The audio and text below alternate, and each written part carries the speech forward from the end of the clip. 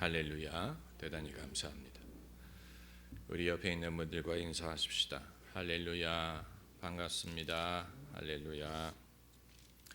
오늘 주신 하나님의 말씀은 열왕기하 5장 8절부터 14절까지 말씀이 되겠습니다.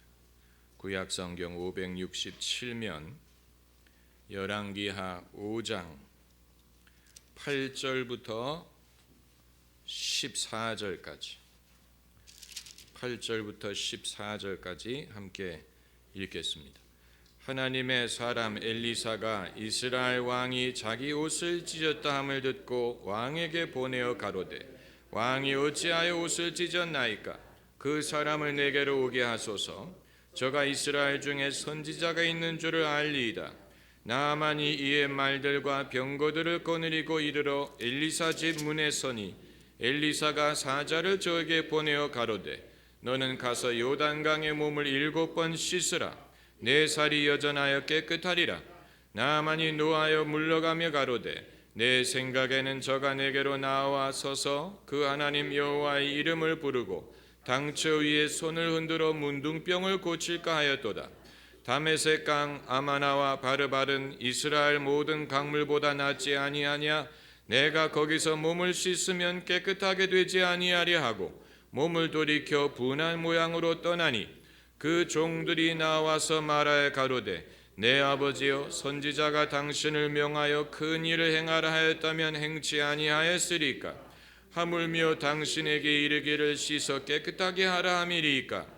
나아만이 이에 내려가서 하나님의 사람의 말씀대로 요단강에 7번 몸을 잠그니 그 살이 여전하여 어린아이의 살 같아서 깨끗하게 되었더라.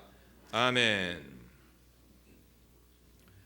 나아만의 종들의 진언이 전곡을 찔렀습니다.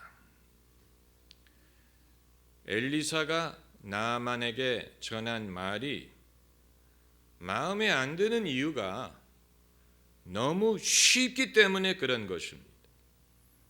그 말이 나아만의 비위에 맞지 않더라도 부인할 수 없는 사실은 엘리사가 아주 쉬운 방법을 제안했다는 것입니다.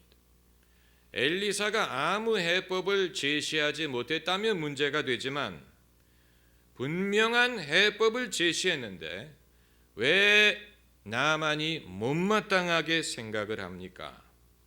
나아만이 지금 깨끗함을 얻을 수만 있다면 더 어려운 해법을 제시했을지라도 그것을 수긍했을 것입니다. 이게 관점입니다. 이게 관건입니다. 깨끗함을 얻을 수 있다면 엘리사가 더 어려운 주문을 했을지라도 그것을 들었을 것입니다. 그렇기 때문에 나아만에게 지금 문제가 되는 것은 엘리사가 주문한 것이 어려워서가 아니에요. 엘리사는 아주 분명하고 쉬운 해법을 내놓았는데 나아만의 생각과 맞지 않기 때문에 문제가 되는 것입니다. 기독교 신앙도 마찬가지예요. 우리가 죄사함을 얻기 위한 하나님의 해법은 쉬운 방법이에요. 우리의 능력으로 말미암는 것이 아니고 우리의 의로움으로 말미암는 것이 아니고 우리의 행함으로 말미암는 것이 아니고 하나님의 은혜로 말미암는 것입니다. 이것이 하나님이 제시한 죄사함의 해법입니다. 그런데 이것이 쉽기 때문에 그것을 받아들이지 않고 더 어려운 방법을 고집하는 사람들이 세상에 있다는 사실이 의문이 되는 것입니다. 왜 사람들은 더 어려운 방법은 잘 따라하면서 그보다 더 쉬운 하나님이 제시한 예수님의 해법은 믿지를 못하느냐 하는 것입니다. 이슬람이 기독교에 대해서 제시하는 반론이 바로 이것입니다. 이슬람은 뭐라고 복음을 비판하냐면 기독교는 죄를 방조한다. 하나님의 은혜를 의지하는 것을 그들은 죄를 방조하는 것이다 라고 비판하는데, 그 말은 예수님의 은혜를 의지하는 길이 너무 쉽다는 지적이, 그건 너무 쉽다, 쉽게 천국 가는 것이다, 쉽게 구원받는 것이다, 그것이 이슬람이 주장하는 것입니다. 그래서 그들의 해법은 율법으로 복귀하는 것입니다. 율법으로 회개하는 것입니다. 그래서 하나님이, 예수님이 쉽게 만드신 것을 모하멧은 더 어렵게 만든 거예요. 이슬람의 뿌리에는 에비온파의 영향이 있었을 것이다 라고 학자들이 추측을 하는데, 에비온파는 초대 교회에 발생했던 기독교 이단 중에 하나입니다. 그들이 유대교의 율법으로 돌아갈 것을 주장했어요. 그게 에비온파입니다. 이단이 예수 그리스도를 통하여 하나님이 제시하신 구원의 방법이 그들에게는 너무 쉬웠어요. 그래서 못마땅했어요. 그리고 더 어려운 방법으로 돌아가기를 원했어요. 율법주의자들은 은혜가 너무 쉽다고 생각을 해서 쉬운 방법을 놔두고 어려운 길을 고집하는 것입니다. 여러분, 희한한 것은 일부 성도들도 어려운 것을 더 선호하려는 경향이 있어요. 그래서 예수 그리스도의 순전한 복음을 버리고 율법주의적인 이단으로 쫓는 사람들이 있습니다. 이해하기 어려운 것입니다. 왜 예수 그리스도를 버리고 예수 그리스도의 쉬운 은혜를 버리고 더 어려운 길을 갈까? 왜 선한 목자이신 예수님을 버리고 가짜 목자에게 갈까? 희한한 일이 인간 심리에 대하여 우리가 쉽게 이해할 수 없는 것입니다. 중요한 것은 깨끗함을 얻을 수 있느냐 하는 것입니다. 제가 여러분에게 누누이 말씀드리는 것이 성례전이든 종교든 종교적인 정성이든 전통이든 어떤 종교 행위든 과연 그것이 사람을 깨끗하게 할 수 있느냐, 이것이 관건이에요. 진짜 죄사함을 얻을 수 있느냐.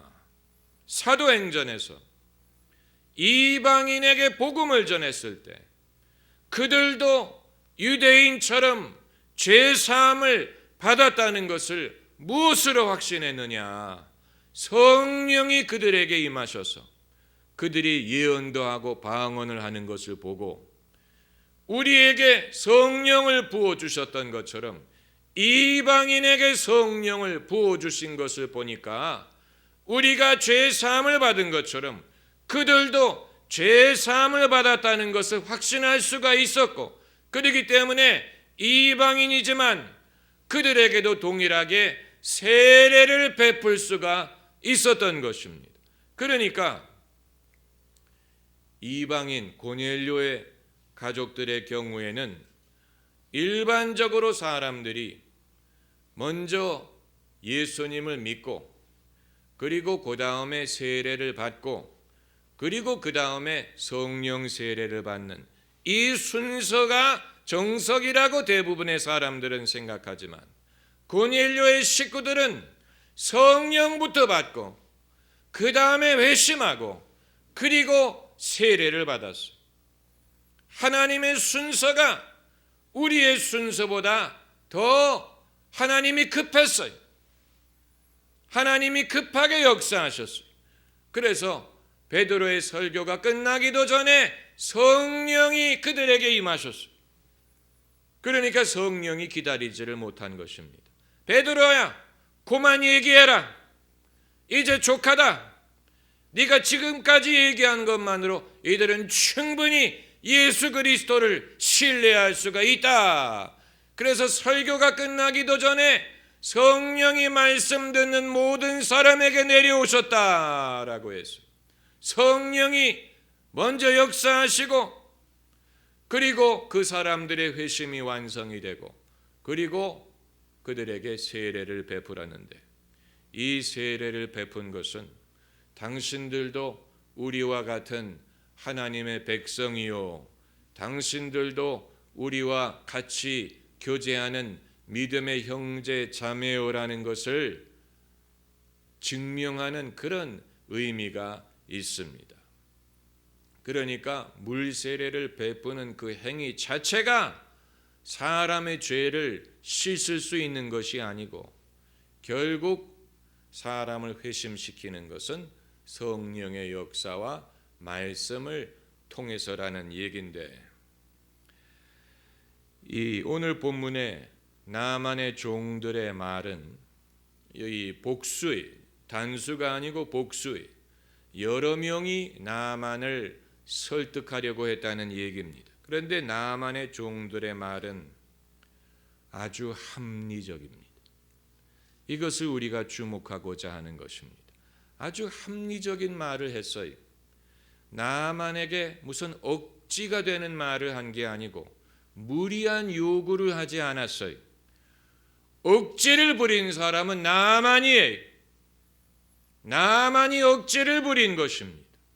오늘 본문에 흥분한 사람은 나만밖에 없어요. 엘리사도 흥분하지 않았고 나만의 종들도 흥분하지 않았는데 흥분한 사람은 나만이 분노를 했어요. 억지를 부렸어요. 여기에 나만의 종들이 아주 합리적인 말을 한 것입니다. 여기에 내 아버지여 선지자가 당신을 명하여 큰 일을 행하라 하였다면 그 말은 이것보다도 어려운 요구를 했더라도 듣지 않았겠습니까? 깨끗함을 얻을 수만 있다면 엘리사가 당신에게 더 어려운 주문을 했더라도 깨끗함을 얻을 수 있다면 듣지 않았겠습니까? 하물며 이것이 키워드예요. 더 어려운 주문을 할 수도 있었는데 요단강에 7번 몸을 씻는 것처럼 쉬운 일을 당신이 하지 못한다면 그건 당신의 손해가 아닙니까? 이런 말입니다. 제가 일전에 설교하면서 우리 신앙에는 질문적인 요소가 있다고 말씀을 드렸는데 핸드폰을 진동으로 하신 분들은 꺼주시기를 바랍니다. 진동 소리가 들려요. 그리고 예배 시간에 사람들 보고 전화 좀 하지 말라고 하세요. 여러분이 어디에 있는지를 모르는 사람한테는 전화번호를 알려주지 마세요. 금요일 저녁은 기도에 참석한다는 사실을 모르고 무식하게 전화하는 사람들에게는 전화번호를 알려주지 마세요. 귀한 시간을 뺏어가는 사람들입니다. 여러분이 어디 있는지를 모르는 사람들에게는 전화를 걸게 하지 마세요. 어느 것이 더 귀중합니까? 직접 대면해서 마주하는 사람이 중요합니까? 아니면 멀리서 전화하는 사람이 더 중요합니까? 왜 많은 사람들은 내가 지금 대면하는 사람과 대화하는 시간에 누가 전화를 해서 여러분의 시간을 빼앗는 것을 허용합니까? 생각해 보면 반칙이지요.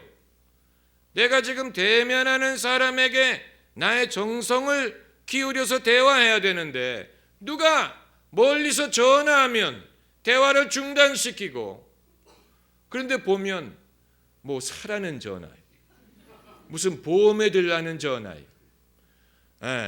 전혀 중요하지 않는 내용으로 전화하는 사람들 많아요. 그렇기 때문에 중요한 메시지가 있는 사람들은 문자를 보내라고 하죠. 집사님, 지금 전화 받으실 수 있습니까? 이렇게 물어보고 전화를 해야죠. 그렇지 않습니까? 지금 전화 받으실 수 있으면 알려주세요. 이래야지. 무조건 무턱대고 전화부터 돌리는 사람들은 뭘 모르는 사람들이에요. 사람들이 한가하게 전화를 받을 수 있으리라고 생각하는 것입니다. 제가 일전 설교에서 신앙에는 질문적인 요소가 있다고 말씀을 드렸는데 사실은 질문적인 요소가 아니고 사람의 판단력에 호소하는 것입니다. 예수님이 질문하신 것은 질문적인 요소를 말씀하려고 한 게 아니고 사람의 판단력에 호소하신 것입니다. 너희가 악할지라도 자식에게 좋은 것을 줄 줄 알거든 하물며 너희 천부께서 구하는 자에게 좋은 것을 주시지 않겠느냐? 질문하신 것은 사람의 판단력에 호소하시는 것입니다. 센스가 있는 사람이라면 얼마든지 알아들을 수 있다는 얘기, 이건 강요하는 게 아니고 강매하는 것도 아니고 억지가 아니고 사람이 판단력이 있다면 충분히 수긍할 수 있다는 얘기예요. 그 아들을 아끼지 아니하시고 우리 모두를 위하여 내어주신 이가 어찌 그 아들과 함께 이 모든 것을 은사로 주지 아니하시겠느냐? 이건 의구심을 갖고 있기 때문에 질문한 것이 아니고 우리의 판단력에 호소하는 것입니다. 주지 아니하시겠느냐? 우리가 충분히 판단할 수 있다는 얘기예요. 마찬가지로 오늘 본문에 나만의 종들의 진언도 하물며 요단강에 7번 씻어 깨끗하게 하라 함이니까 어려운 일도 할 텐데 쉬운 일을 하지 않겠습니까?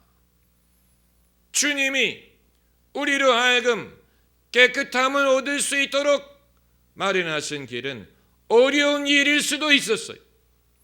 얼마든지 하나님이 어렵게 만드실 수도 있었어요.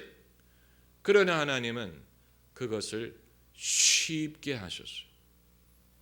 예수 그리스도를 믿음으로 의롭다함을 얻게 하셨어요. 쉬운 방법을 예비하셨어요.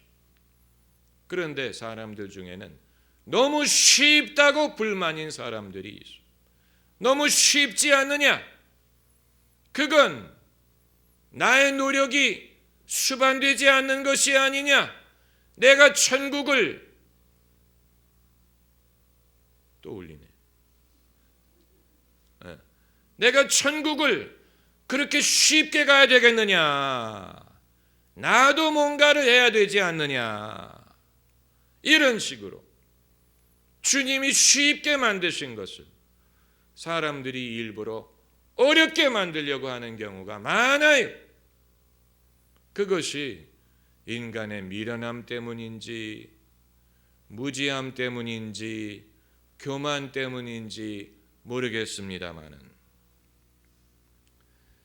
자기의 의의를 세워야 된다고 고집하는 사람들이 세상에는 있습니다.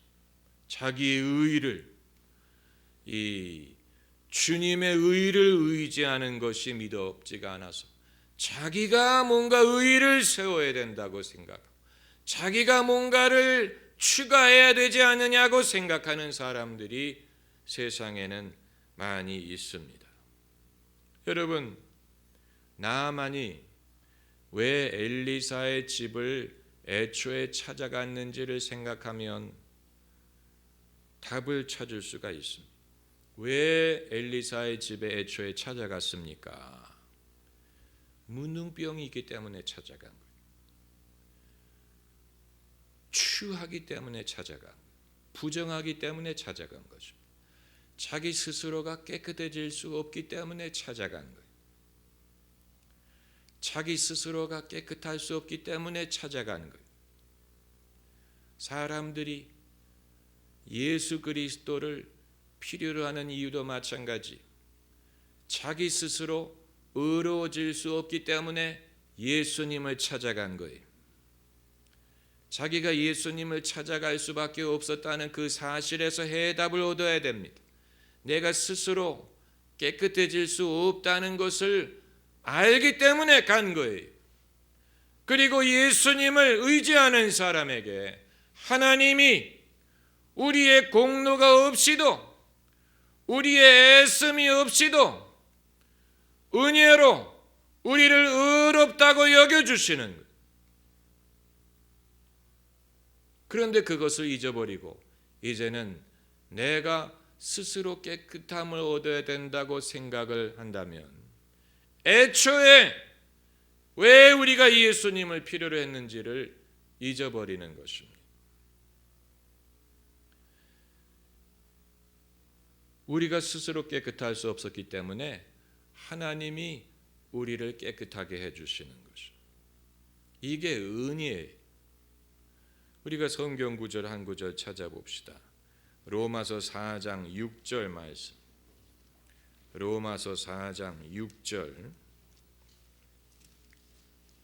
이 로마서 4장 6절 구절은 그냥 읽으면 무슨 뜻인지 잘 실감하기가 어려운데 그것을 실감할 수 있는 사건과 곁들여서 읽으면, 그러니까 오늘 우리가 읽은 나만 에피소드 같은 이런 것과 곁들여서 읽으면 바울이 왜 이 말을 했는지를 좀 더 확실하게 알 수가 있습니다.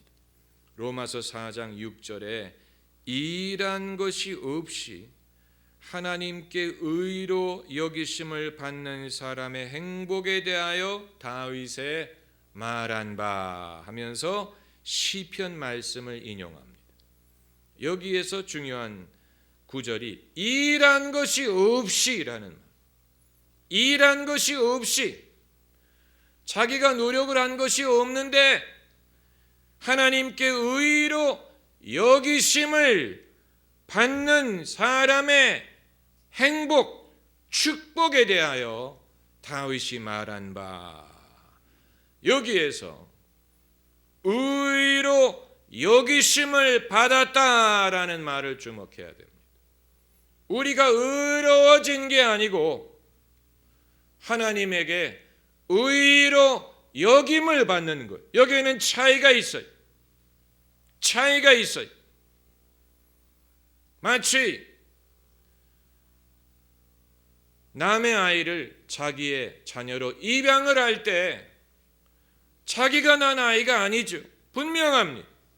그럼에도 내 자식으로 여기는 거예요. 법적으로, 또 사랑으로 보살핌으로, 부모의 의무를 다함으로, 이런 여러 가지 면으로 자기 자식으로 여기는 거예요. 실제로 자기가 낳은 자식은 아니지만 자기의 자식으로 여기고, 이제는 그 아이를 자기 자식으로 키우고 먹이고 보살피고 공부를 시키고, 그리고 이제 부모가 죽을 때 상속을 하게 하는 것이죠. 우리가 일한 것이 없지만 의로 여김을 받는 것도 똑같은 원리예요. 우리가 한 것은 아무것도 없어요. 우리가 세운 공로가 없어요. 하나님이 우리를 의로 여겨주시는, 이게 은혜예요. 그래서 다윗의 말한 바, 그 불법을 사하심을 받고 그 죄를 가리우심을 받는 자는 복이 있고 주께서 그 죄를 인정치 아니하실 사람은 복이 있다함과 같으니라.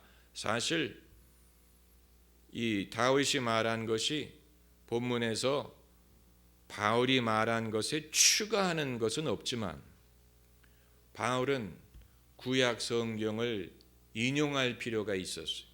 왜냐하면 자기가 말하는 것이 아니고 구약에 이미 이러한 하나님의 말씀이 있었다는 것을 인용함으로 이제 자신이 로마 교회에 하는 말에 더 신뢰를 할 수 있도록 하기 위해서. 그러나 내용적으로 보면 다윗이 말한 것이 어떤 새로운 사실을 추가해 주는 것은 아닙니다.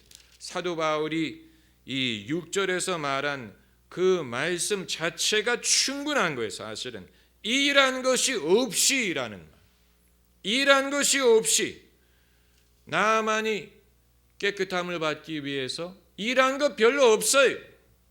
엘리사의 집에 걸어간 것, 또 요단강에 내려간 것, 7번 몸을 잠그는 것, 그게 다입니다. 자기가 깨끗함을 얻기 위해서 자기가 신령해진 것도 아니고, 자기가 무슨 백일 기도를 한 것도 아니고, 자기가 무슨 공로를 세운 것도 아니고, 자기가 헌금을 한 것도 아니에요. 나만이 가지고 온 헌금을 어느 것도 엘리사는 받지 않고 돌려보냈어요. 일한 것이 없어요. 여러분, 이 시골 할머니 이야기 많이 들어보셨겠습니다만은, 옛날에 이제 집차를 몰고 가는 이 미군 장교가 시골길을 가는데 어느 할머니가 머리에 짐을 지고 걸어가고 계시니까 할머니를 태워드렸어요. 어디까지 가시냐고. 그래서 이제 할머니를 태워드리고 가는데 백미러로 보니까 할머니가 아직도 머리에 짐을 지고 있어요. 그래서 할머니 왜 짐을 지고 있느냐 그랬더니, 공짜로 태워주는 것도 고마운데 어떻게 짐까지. 그러니까 그 할머니는 자기가 머리에 짐을 지고 있던 내려놓던 그 집차에 똑같은 무게가 적용된다는 사실을 모르는 거예요. 그래서 태워드렸는데도 불구하고 그 짐을 자기가 져야 된다고 생각하는, 오도 타는 것도 황송한데 어떻게 이 짐까지 맡길 수 있느냐. 그게 재밌는 얘기에 불과한 것 같지만 사람의 심리를 보여주는, 하나님이 베푸시는 은혜에 대하여 사람들의 심리가 그와 같아요. 내가 은혜를 입은 것도 황송한데 내 짐까지 어떻게 주님한테 맡길 수 있느냐. 이건 내가 져야지, 이거는 내가 지고 가야지, 이렇게 생각을 해요. 100% 주님의 은혜를 의지하려고 하지 않아요. 미안하게 생각해, 황송하게 생각하고 민망하게 생각해. 자기의 역할이 있어야 된다고 생각해. 뭔가 자기가 하는 일이 있어야 된다고 생각해. 그러나 복음이 우리에게 말하는 것은 일한 것이 없다라는, 일한 것이 없이 하나님께 의로 여기심을 받는 사람의 행복, 그게 복음이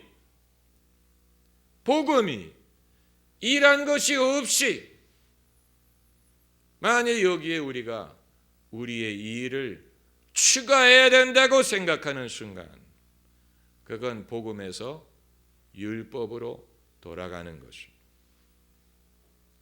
사실 인간의 심리는 율법이 더 쉬워요.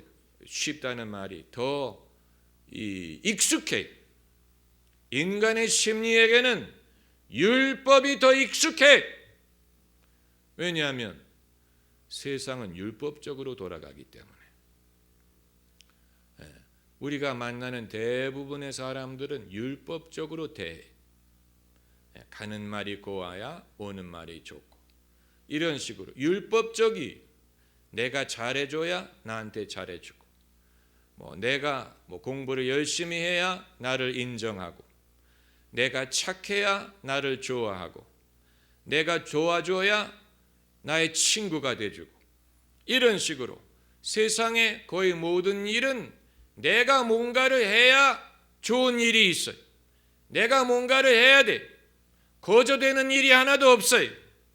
그렇기 때문에 복음보다는 율법이 우리에게 익숙해.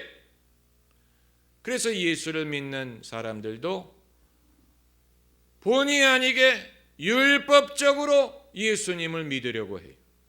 우리의 사상, 우리의 생각이 율법적으로 굳어져 있어요.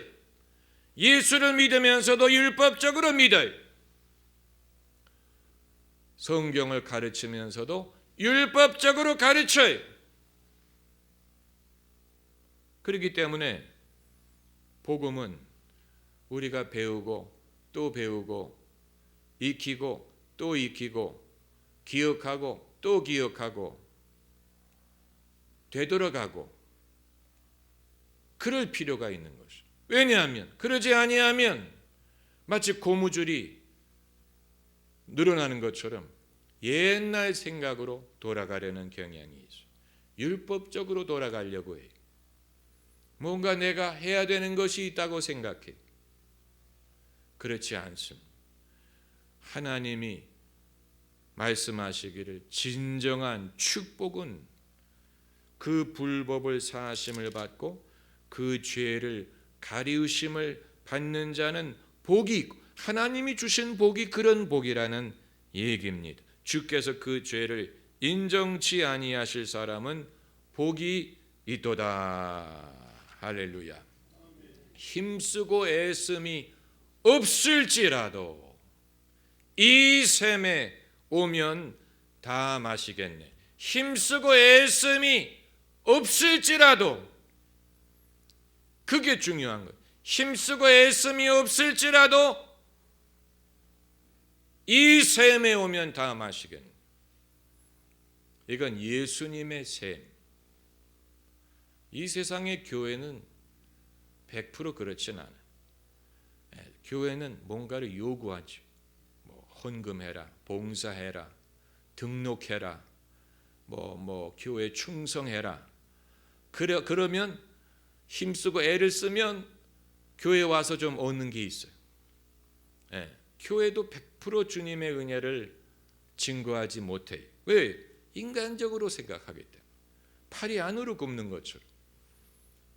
우리가 힘쓰고 애씀이 없을지라도 올 때마다 마실 수 있는 것은 예수님의 샘에 왔을 때 그런 것이죠.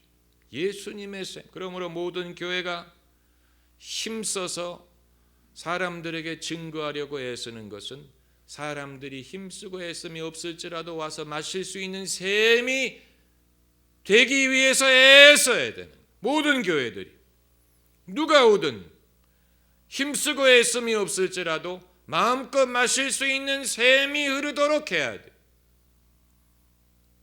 그렇게 하면 이 세대에 예수 그리스도를 확실하게 증거할 수가 있습니다. 할렐루야. 기도하십시다.